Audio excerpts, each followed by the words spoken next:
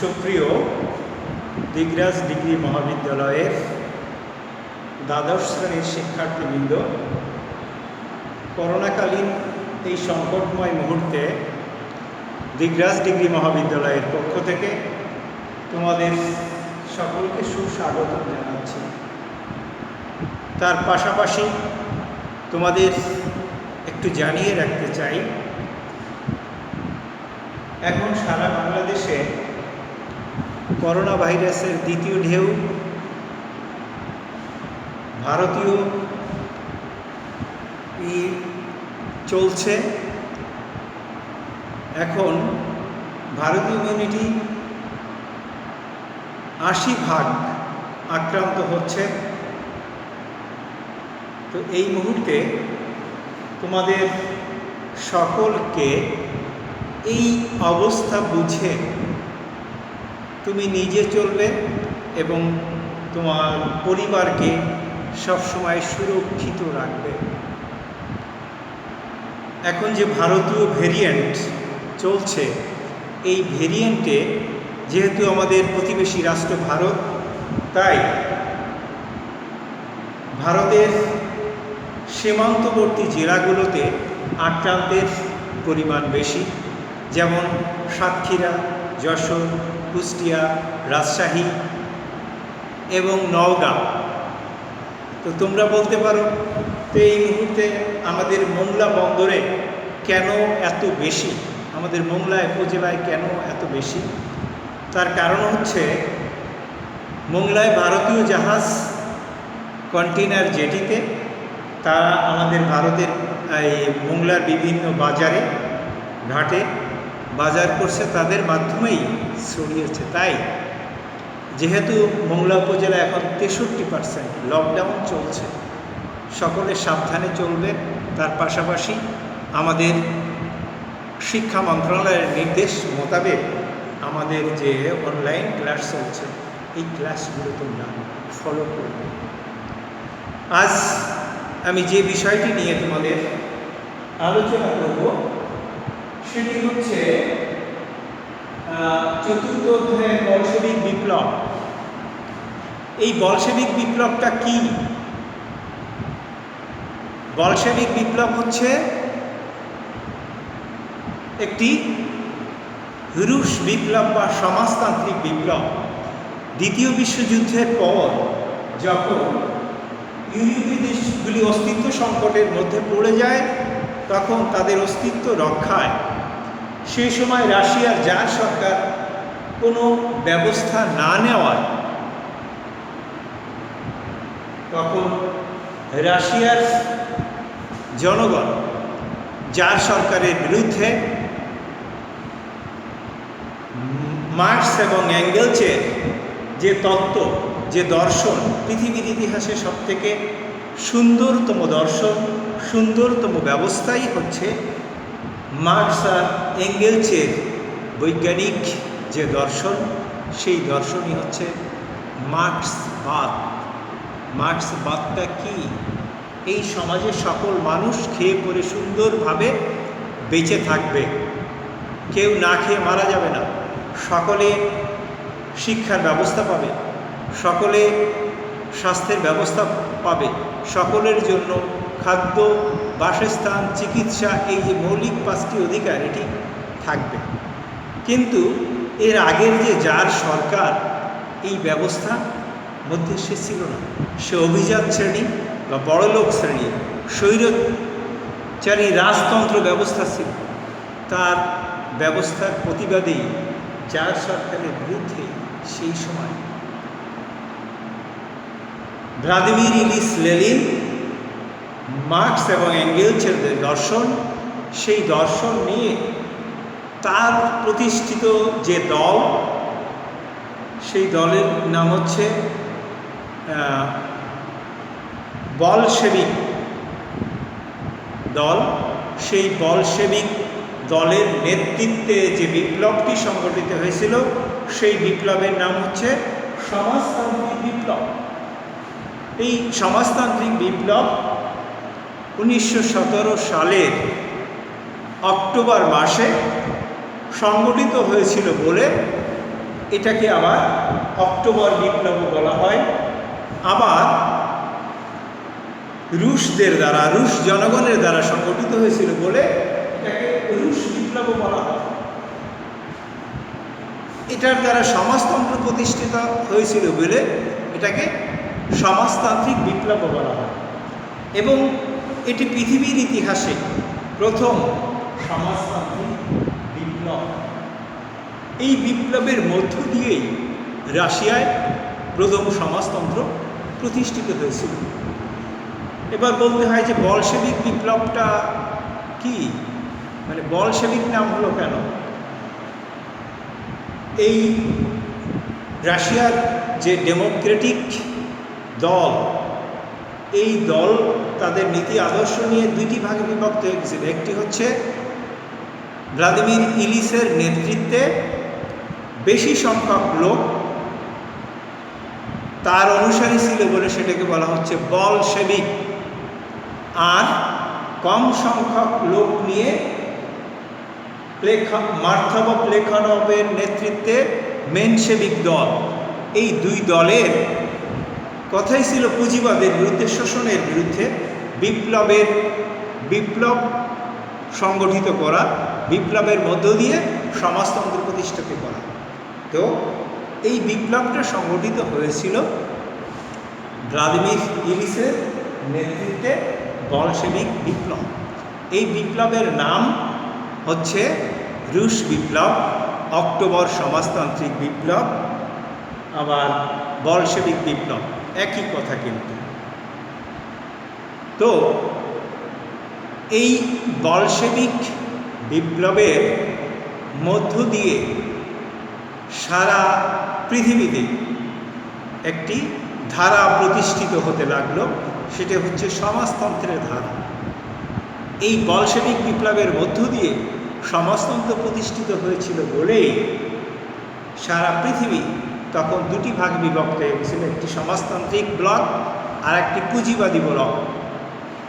পুঁজি ধর্ম হচ্ছে পুঁজিকে আরও বেশি বাড়ানো, আর সমাজতন্ত্রের কথা হচ্ছে সকল মানুষ আমরা সকলে সমান অধিকার নিয়ে বেঁচে থাকব। তো আজ আমি তোমাদের একটি উদ্দীপক নিয়ে কথা বলতে চাই। অক্টোবর যে সমাজতান্ত্রিক বিপ্লবটা হয়েছিল, এটি তিনটি পর্যায় ছিল। হ্যাঁ, তিনটি পর্যায়ে সর্বশেষ যে পর্যায়টি সেইটা হচ্ছে সমাজতান্ত্রিক বিপ্লব। প্রথমে হচ্ছে ভূমি রদ সংস্কার আইন, পরে বুর্জুয়া বিপ্লব, তারপরে হচ্ছে সমাজতান্ত্রিক বিপ্লব। তো আমি তোমাদের এখন একটা উদ্দীপক নিয়ে একটু কথা বলতে চাই। দেখো, একটি উদ্দীপক যদি এরকম হয় তাহলে এই উদ্দীপকটি কিভাবে তোমরা সলভ করবে সেই সম্পর্কে আমি একটু কথা বলতে চাচ্ছি। দেখো, সমাজের যারা ধনী তারা দিন দিন আরো ধনী হচ্ছে এবং গরিবেরা ক্রমাগত নিম্নতর জীবন ব্যবস্থায় চলে যাচ্ছে। এ নিয়ে রতন চৌধুরী খুব উদ্বিগ্ন। তিনি সমাজে খেটে খাওয়া মানুষের অফিস, শিল্প, কলকারখানা, কৃষি জমিতে শ্রম না দেওয়ার নির্দেশ দেন। এছাড়া রতন চৌধুরী সমাজের ধনী ব্যক্তিদের সকল সম্পত্তি রাষ্ট্রীয় করণের মাধ্যমে সম্পদের সুষম বন্টনের দাবি সরকারের নিকট উত্থাপন করে। তাহলে দেখো, রতন চৌধুরী কত সুন্দর একটি চিন্তা ভাবনা করছে। সে বলছে এই রাষ্ট্রের সকল সম্পত্তি যদি, সকল ব্যক্তি মালিকানার সম্পত্তি যদি রাষ্ট্রীয়ভাবে রাষ্ট্রের চলে যায় এবং সেই সকল সম্পত্তি আবার সকল জনগণের মাধ্যমে সুষম বন্টনের মাধ্যমে যদি বন্টন করা হয়, তাহলে সমাজ ব্যবস্থাটা সমান হয় না। এইটাই হচ্ছে সমাজতন্ত্রের মূল কথা। এই উদ্দীপকের আলোকে আমরা এখানে দেখছি কয়েকটি। প্রথমে জ্ঞানগুলো কয়েকটি প্রশ্ন থাকবে, এই প্রশ্নগুলোর উত্তর তোমাদের করতে হবে। তাহলে সমাজতন্ত্র বিষয়টা নিশ্চয়ই তোমরা বুঝতে পারছো। সমাজতন্ত্র হচ্ছে সকলের সমান অধিকার, কেউ না খেয়ে মারা যাবে না, কেউ বিনা সকলের চিকিৎসা পাবে, সকলের শিক্ষা পাবে, সকলের বাসস্থান পাবে। পুঁজিবাদী সমাজ ব্যবস্থা এটা কি সম্ভব? না। পুঁজিবাদী সমাজ ব্যবস্থায় আমরা এখনও দেখি অনেকে না খেয়ে মারা যাচ্ছে। আমেরিকা একটি বৃহৎ কান্ট্রি, ধনী দেশ, সেখানে এখনও ভিক্ষুক আছে। সমাজতান্ত্রিক শাসন ব্যবস্থায় কোনো ভিক্ষুক থাকবে না, সকল মানুষ সমান, সকলে খেয়ে পরে বেঁচে থাকবে। এই ব্যবস্থার নামই হচ্ছে সমাজতন্ত্র। এই বিপ্লব লেনিনের নেতৃত্বে সংগঠিত হয়েছিল রাশিয়া 1917 সালের অক্টোবর মাসে, যার কারণে এই বিপ্লবের নামই হচ্ছে অক্টোবর সমাজতান্ত্রিক বিপ্লব বা সমাজতান্ত্রিক বিপ্লব। এখন এই উদ্বেগের আলোকে কয়েকটি প্রশ্ন যদি তোমাদের করা হয়, যেমন ডুমা কি, এটি যদিও আমি তোমাদের আলোচনা করি, তবে তোমাদের বলতে হবে ডুমা হচ্ছে রাশিয়ার সংসদের নামই হচ্ছে ডুমা। যেমন আমাদের জাতীয় সংসদ, ভারতের লোকসভা যেমন একজন লোকসভা বলা হয়, আবার রাজ্যসভা। আমাদের যেমন সংসদ ভবন বলি, রাশিয়া সেটিকে বলা হচ্ছে ডুমা। ডুমা কি? রাশিয়ার সংসদের নাম হচ্ছে ডুমা। এরপর কার্ল মার্কস ইতিহাসে বিখ্যাত কেন? এই প্রশ্নটা তোমাদের সকলের পারা উচিত। কার্ল মার্কস ইতিহাসে বিখ্যাত কেন? কার্ল মার্কস যে তত্ত্বটি, যে দর্শন পৃথিবীতে দিয়েছেন, সেটি আজও পর্যন্ত পৃথিবীর ইতিহাসে সব থেকে সুন্দর দর্শন, সব থেকে সুন্দর সমাজ ব্যবস্থা দর্শন তিনি দিয়েছেন। কি সেই দর্শন? এই দর্শন হচ্ছে পৃথিবীর সকল মানুষ সমান অধিকার পাবে। কেউ বড়লোক, কেউ ধনী, কেউ নিম্ন শ্রেণী, কেউ শ্রমিক, এসব থাকবে না, সকল মানুষ সমান।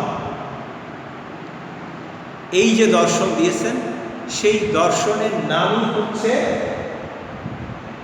কার্ল মার্কসের দর্শন। কার্ল মার্কসের এই দর্শনের কারণেই পৃথিবীর ইতিহাসে তিনি অত্যন্ত বিখ্যাত।